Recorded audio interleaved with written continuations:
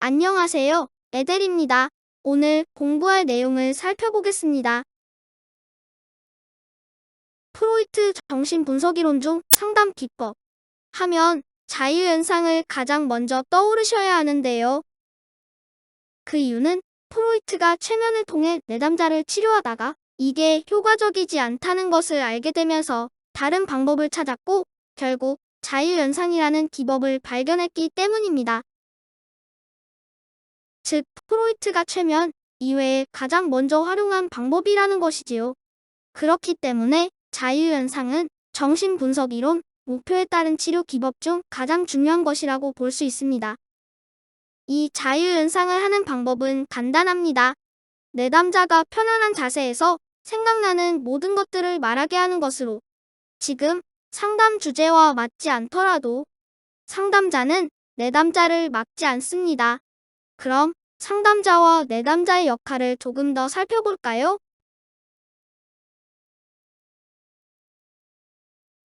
자유현상에서의 내담자는 머릿속에 떠오르는 것들을 편안한 자세에서 아무런 방해 없이 자유롭게 연상합니다.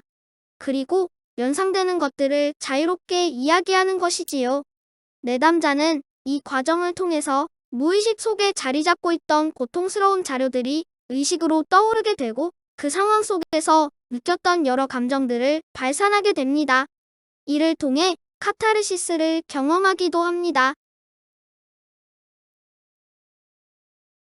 그리고 상담자는 내담자가 자유연상을 하는 동안 연상의 계열이나 흐름을 살피고 주요 자료를 찾습니다.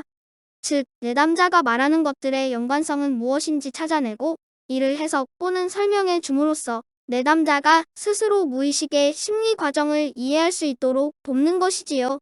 이를 통찰력을 가질 수 있도록 돕는다 라고 말합니다.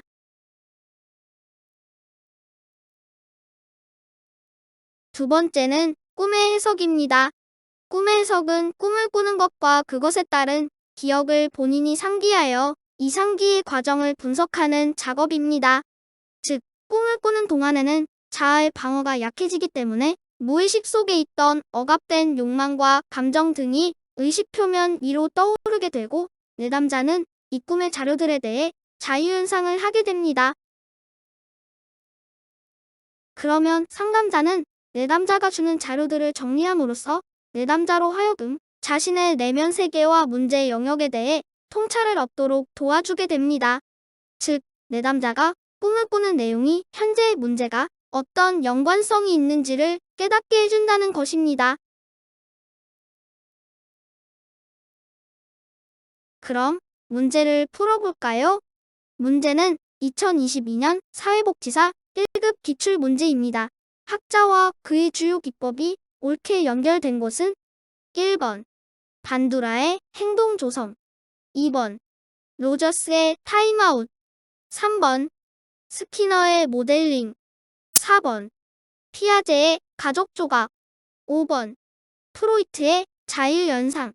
무엇이 옳게 연결된 것일까요?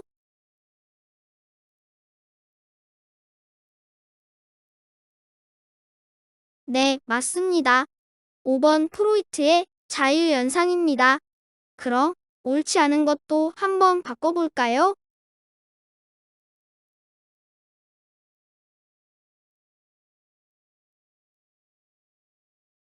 선지 하나씩 설명해드리겠습니다. 1번. 이번의 행동 조성과 타임아웃은 모두 스키너 학자의 조작적 조건화 기법입니다. 스키너는 행동주의 심리학자로 외적 환경 자극에 의한 행동의 변화를 학습으로 보는 학자인데요. 그렇기 때문에 행동 조성이나 타임아웃 등의 외적 강화 기법을 사용합니다. 참고로 행동 조성은 최종 목표 행동을 여러 단계로 나누어서 가장 낮은 단계부터 점진적으로 높은 단계까지 강화하는 기법입니다. 3번. 모델링은 반두라 학자의 기법입니다. 반두라는 행동주의 사회학습 이론의 학자로 스키너가 주장하는 외적 강화와는 다르게 관찰을 중요시 여기는 학자입니다. 즉, 외적 강화 없이도 타인의 행동을 모방, 관찰을 통해 학습이 이루어지는 관찰학습을 중시한다는 말입니다. 반두라의 관찰학습의 과정은 주의 집중 단계, 파지 보존 단계, 재생 단계, 동기화 단계로 이루어져 있는데요. 이는 누군가를 따라할 때 과정을 생각해 보시면 쉽게 이해가 되실 것입니다. 4번. 가족 조각은 사티어라는 학자입니다. 가족 조각은 가족 역동을 시각적으로 표현하고 구성원의 인식을 파악하는 도구로 실제로 현장에서도 많이 사용합니다. 방법은 가족 구성원 한 명이 다른 사람들 또는 물체들을 배치시켜 가족 간의 정서적 관계를 살펴보는 것입니다. 가족 간의 위계 질서, 연합, 거리감 또는 친밀감, 보이지 않는 힘에 대한 파악이 가능한 기법입니다. 참고로 사티어의 의사소통 유형도 중요한데요. 이 내용은 다음에 자세히 살펴보겠습니다.